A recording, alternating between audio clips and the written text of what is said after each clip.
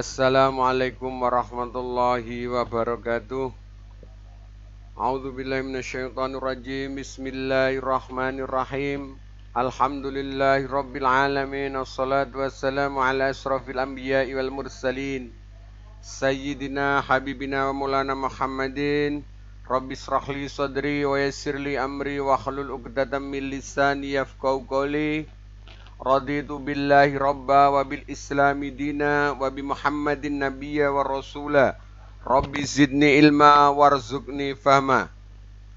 Anak-anakku semuanya yang sangat saya sayangi, pertama kita panjatkan puji syukur kita kehadirat Allah Subhanahu wa taala yang melimpahkan rahmat, taufik serta hidayahnya sehingga saat ini kita masih diberikan nikmat sehat jasmani dan rohani.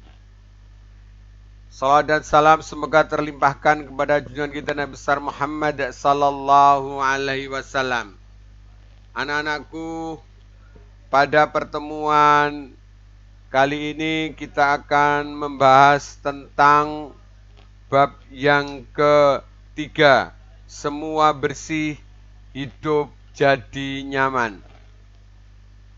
Anak-anakku, pada bab ini kita akan membahas tentang toharoh.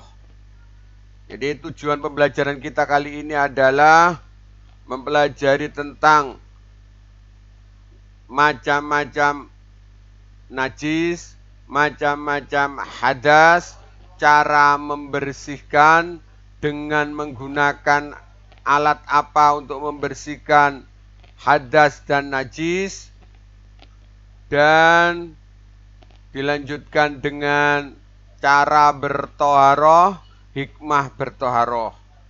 Karena tujuan pembelajaran kita cukup banyak, maka Bapak akan bagi menjadi dua bagian.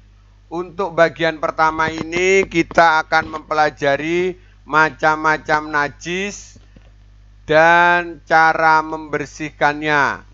Untuk bagian yang kedua, minggu yang akan datang kita akan membahas tentang cara bertoharoh, cara membersihkan diri dari hadas. Sebelum kita mulai, marilah kita berdoa terlebih dahulu. Semoga pertemuan kita ini mendapatkan rahmat dan hidayah dari Allah Subhanahu wa taala. Al-Fatihah. Bismillahirrahmanirrahim. Alhamdulillahirabbil alamin arrahmanirrahim maliki yaumiddin. Iyyaka na'budu wa iyyaka nasta'in ihdinas shiratal mustaqim shiratal ladzina an'amta 'alaihim ghairil maghdubi 'alaihim waladdallin amin. Di dalam pelajaran ini kita akan membahas tentang toharoh. Kalian pasti sudah mengetahui hadis at-toharu syatrul iman atau an-nadhafatu minal iman. Kebersihan adalah sebagian daripada iman. Hadis ini menunjukkan bahwa betapa pentingnya kebersihan bagi orang-orang yang beriman. Sehingga orang-orang yang beriman salah satu cirinya adalah peduli terhadap kebersihan. Kebersihan lahir dan kebersihan batin. Karena kebutuhan pokok dalam kehidupan ini yang tidak bisa dihindari sehari-hari adalah kebersihan. Apalagi di masa pandemi corona seperti ini, kita dianjurkan untuk selalu menjaga kebersihan. Tidak akan terwujud kenyamanan tanpa kebersihan. Kebersihan itu meliputi kebersihan diri kita sendiri, tempat, pakaian, dan sebagainya. Oleh sebab itu, di dalam ajaran agama Islam ini, kebersihan merupakan kunci untuk melaksanakan ibadah sehari-hari. Oleh sebab itu, sebelum kita mulai, marilah kita mengajak saya sendiri dan kepada anak-anakku semuanya untuk selalu menjaga kebersihan. Apakah itu toharoh? Pasti kalian setiap hari atau yang mengerjakan sholat pasti tahu itu sebagai kewajiban, maka harus tahu toharoh. Toharoh artinya bersih, kebersihan atau bersuci. Menurut arti istilah, membersihkan diri, pakaian, tempat, dan benda-benda lainnya dari najis, hadas, menurut cara-cara yang ditentukan oleh syariat Islam. Ya, itu artinya toharoh. Di sini ada membersihkan najis dan membersihkan hadas. Kegiatan bersuci, anak-anak, mungkin sudah kita lakukan sehari-hari. Misalkan kalau kita mau sholat, maka kita harus berwudu. Kalau tidak menemukan air, kita juga bisa tayamum. Atau dengan istinja, membersihkan kotoran. Istinja atau cebok, baik itu kotoran yang keluar dari depan maupun yang keluar dari dalam. Mandi, ya, dan bersuci membersihkan badan, pakaian, dan tempat tinggal kita. Begitu anak-anak, itu adalah toharoh, ya, toharoh. Ini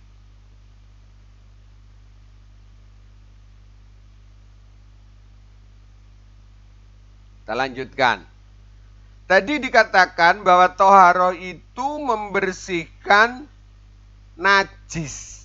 Apa itu najis? Najis adalah segala sesuatu jenis kotoran. Najis ini akan menghalangi seseorang untuk beribadah kepada Allah. Ketika kita beribadah kepada Allah, maka badan pakaian kita harus suci dari najis. Sedangkan hadas itu adalah keadaan tidak suci. Dalam diri kita yang menanggung hadas, sesuatu yang menghalangi kita untuk beribadah kepada Allah. Mengapa terhalang? Hal ini disebabkan karena seseorang mengeluarkan najis. Orang yang dalam keadaan tidak suci, maka menyebabkan seseorang itu tidak boleh beribadah. Atau dengan kata lain, ibadahnya tidak sah. Misalnya sholat, tawaf, dan sebagainya. Oleh karena itu, maka kita harus tahu mana itu yang najis dan mana itu yang hadas. Sehingga kita tahu, karena jika kita tidak mengetahui najis dan hadas kemudian kita melaksanakan ibadah, maka ibadah kita ya tidak sah, alias batal anak-anak, ya. Lah, toharoh ada dua anak-anak. Membersihkan diri dari najis dan hadas ada dua. Yang pertama adalah membersihkan dari najis, ya, membersihkan dari najis. Yang kedua, toharoh dari hadas. Ini nanti akan kita bahas satu persatu. Apa itu toharoh dari najis? Saya ulang kembali, toharoh dari najis adalah cara mensucikan badan pakaian kita dari najis. Yang kedua, toharoh dari hadas adalah cara membersihkan badan dan pakaian kita atau cara membersihkan diri kita dari hadas. Sebelum kita mulai membahas tentang toharoh lanjutannya, maka perlu Bapak sampaikan juga secara garis besar apa itu toharo? Toharo jenisnya ada toharo yang hakiki, sesungguhnya contohnya ada najis, hukmi itu hadas. Najis ada 3, nanti kita bahas. Ada najis ringan, najis sedang, dan najis berat. Bagaimana hadas yang dihukumi kita? Yang pertama ada hadas kecil dan hadas besar. Cara membersihkannya, kalau ringan itu dengan percikan air, sedang itu dicuci, kalau berat dicuci juga. Kalau seseorang menanggung hadas kecil, maka cara mensucikannya dengan wudhu, sedangkan cara mensucikan diri kita dari hadas besar dengan mandi wajib. Kalau di najis sedang ini hilang warna, rasa, dan aromanya. Kalau najis berat ini cara mencucinya 7 kali dengan air ditambah sekali dengan tanah.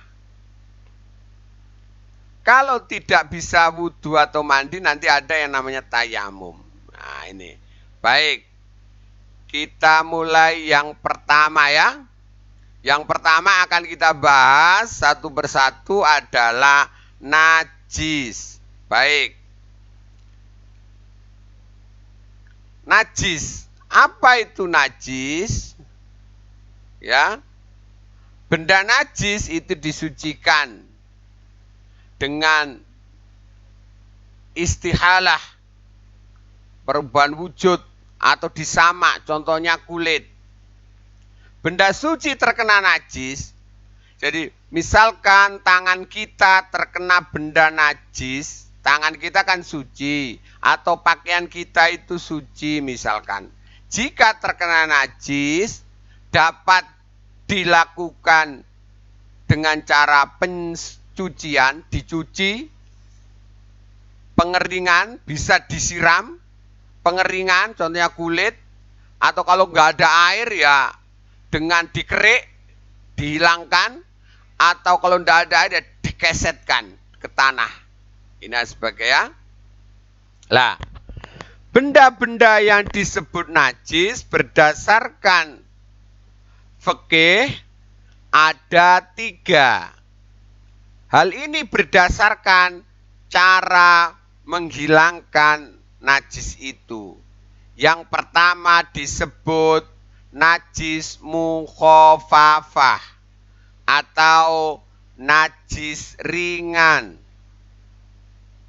Yang kedua najis mutawasithah atau najis pertengahan atau najis sedang. Yang ketiga adalah najis berat atau najis mughalladah. Masing-masing najis ini punya spesifikasi yang berbeda. Mengapa disebut najis ringan, najis sedang, atau najis berat? Akan kita lanjutkan dengan keterangan selanjutnya. Yang pertama, najis ringan atau najis mukhafafah. Mengapa disebut najis ringan, anak-anak?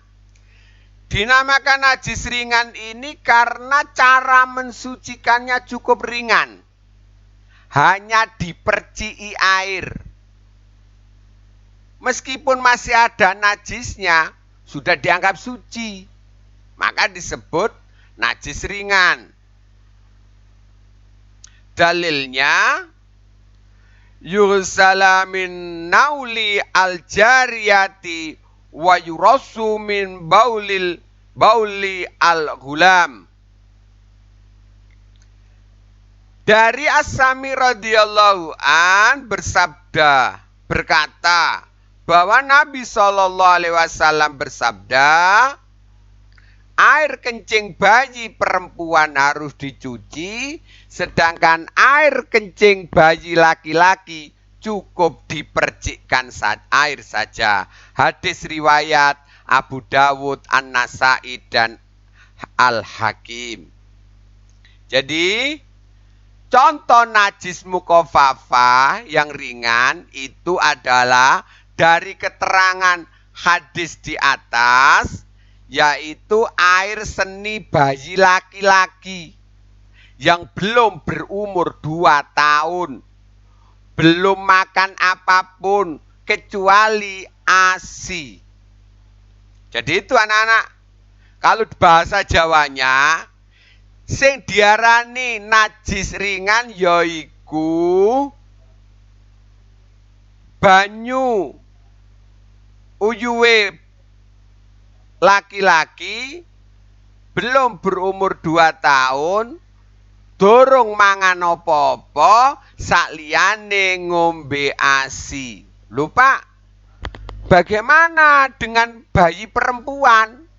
Lah, ini bedanya. Kalau bayi perempuan, meskipun belum umur 2 tahun, meskipun hanya minum ASI, maka najisnya air kencing bayi perempuan itu termasuk najis sedang, bukan najis ringan.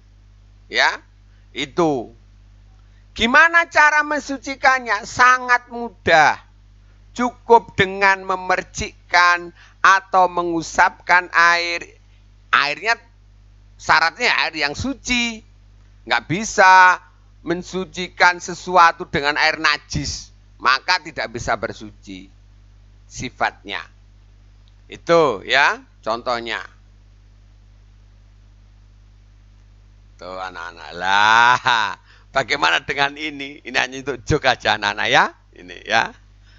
Tuh, kalau bayinya sudah di atas umur 2 tahun, kemudian sudah minum, tidak hanya sekedar minum ASI saja, tetapi juga makan makanan yang lain, maka air kencingnya itu bukan najis ringan lagi, maka termasuk najis sedang.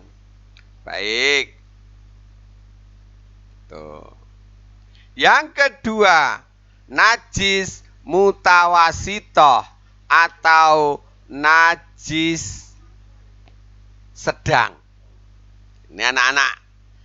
Disebut najis mutawasitoh, itu najis pertengahan antara najis ringan dan najis berat. Contoh, darah. Tahu darah ya? Nanah,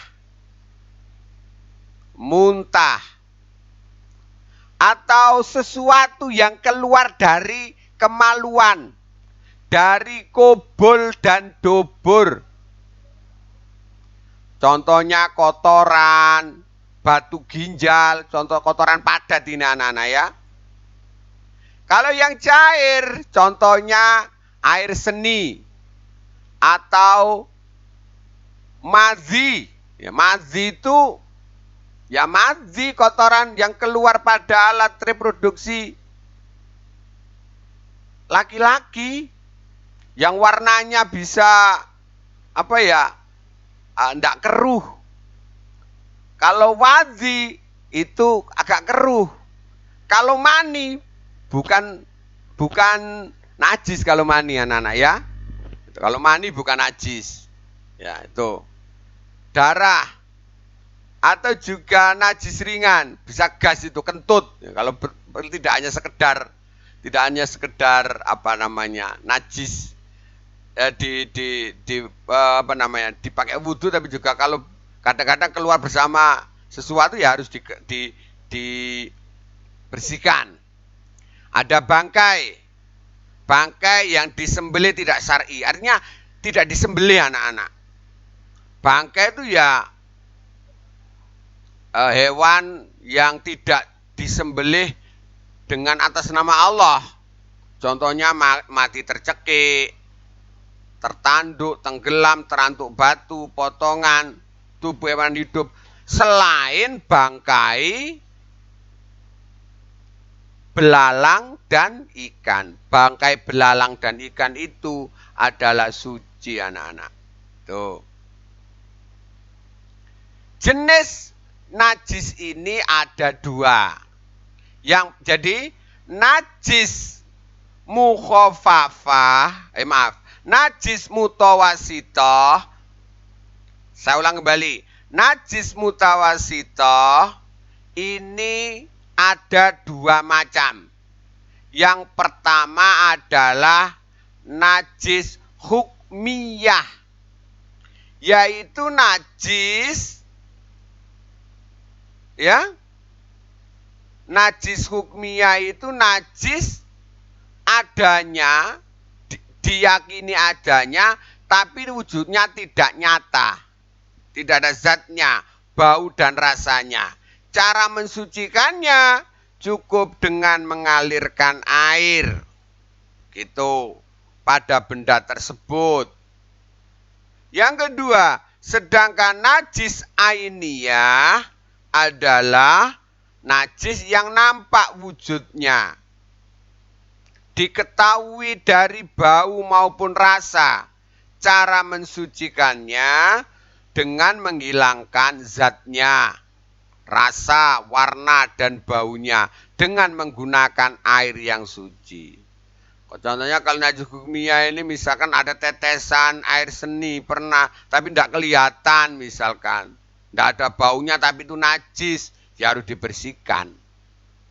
Najis ainiyah misalkan kotoran celana dalam kamu habis terkena kotoran pada saat BAB misalkan, maka harus dibersihkan, harus disucikan. Ya kotorannya dihilangkan, rasanya, warnanya nggak ada, baunya juga nggak ada. Ini bagaimana cara kita, contohnya pada saat kita mencuci pakaian. Seperti itu termasuk cara menghilangkan najis ainiyah.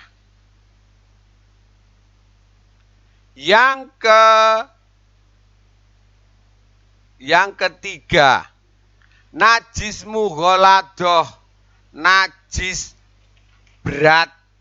Ya, najis berat. Mengapa disebut berat? Ya karena cara mensucikannya sangat berat.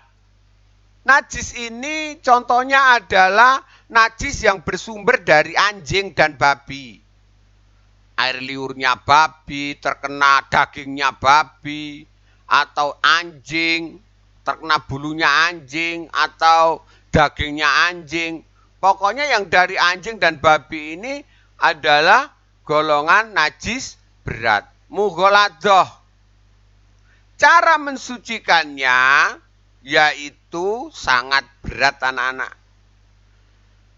Jadi membasuh sebanyak 7 kali. Dicuci sebanyak 7 kali, dan salah satu dari 7 itu dicampur dengan tanah.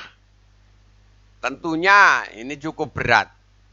Ini anak-anak ya, cara mensucikan. Jadi kita sudah mengetahui najis ada 3 ya. Najis mukhafafah, najis mutawasitoh, dan najis mughaladoh yang sudah yang sudah kita bahas tadi. Review ya, review ini tadi ya.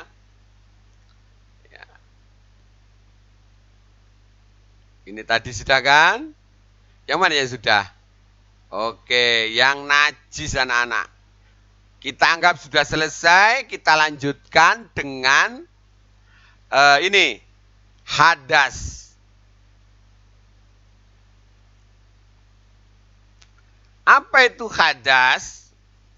Hadas adalah keluarnya sesuatu benda dari kubul dan dubur. Ya. Untuk menghilangkan hadas harus berwudu. jika berhadas kecil. Jadi, dan mandi besar jika berhadas besar.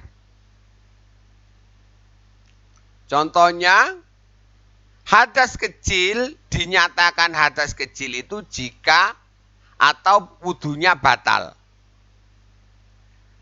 Yang pertama, keluar sesuatu dari dua jalan. Misalkan habis wudu, kemudian buang angin atau buang air besar, baik itu berupa benda najis suci, maka tidak bisa seperti darah, enggak, ya. Baik yang keluar itu biasa keluar atau tidak biasa, itu membatalkan wudu. Hadas. Sedangkan hadas besar, misalkan haid, nifas, wiladah, jima, keluar mani bagi laki-laki, baik disengaja maupun tidak. Saya lanjutkan, ini tadi lanjutannya dari slide tadi, yang membatalkan wudhu, yang menyebabkan hadas kecil, hilangnya akal karena gila, gendeng, mabuk, mari ngombe mabuk, tidur itu membatalkan wudhu, kecuali tidurnya dalam keadaan tetap, yang tertutup pintu keluarnya angin atau kentut. Jadi tidur tidak berubah pantatnya, tidur dengan duduk tetapi tidak berpindah, tidak bergeser pantatnya. Yang ketiga, bersentuhan kulit antara laki-laki dan perempuan sama dewasanya, bukan muhrim, ya. Yang keempat, menyentuh kubul dan dubur dengan telapak tangan, baik sengaja maupun tidak, baik kubul duburnya sendiri maupun miliknya orang lain, baik anak kecil maupun orang dewasa. Cara mensucikannya dengan berwudu atau tayamum. Jadi poin 1, 2, 3. Jadi ini tadi poin yang membatalkan wudu, yang dikatakan hadas kecil apabila nomor 1 ini keluarnya sesuatu dari kubul dan dubul. Nomor 2, hilangnya akal sebab gila dan sebagainya tadi.